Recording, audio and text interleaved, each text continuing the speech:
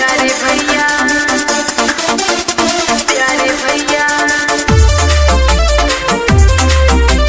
रास्ता की बता है मेरा प्यारे भैया। म्यूजिक डायरेक्टर विकास राज। रास्ता की बता है मेरा प्यारे भैया।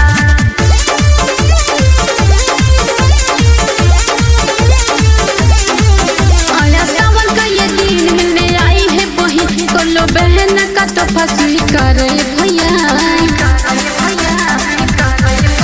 आया सावन का ये दिन मिलने आई है वही कोलो बहन का तो फंसी करे भैया। इसे समझो न रे समकता राखी में बसा है मेरा प्यारे भैया।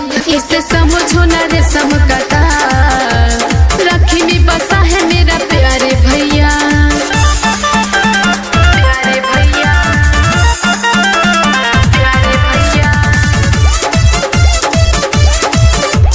रास्ता की बता है मेरा प्यारे भैया।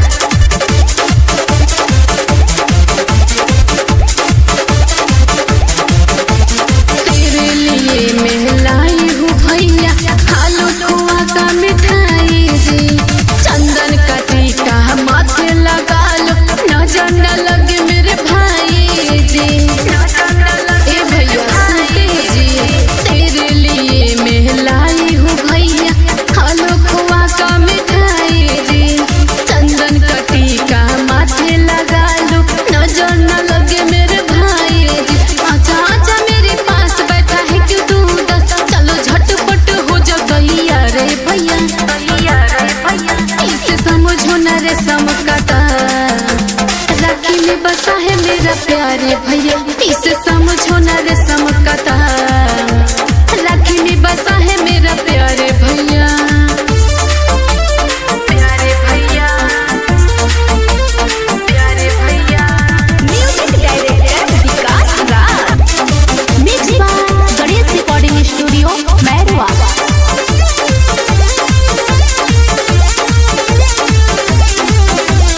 ओ नाराज भैया बीबल राज तुमको बांधूंगी मैं ये सच से। तुमको बचाएगा मेरा ये राखी हर ये दुख मुसीबत से। ए भैया सुन ओ नाराज भैया बीबल राज तुमको बांधूंगी मैं ये सच से।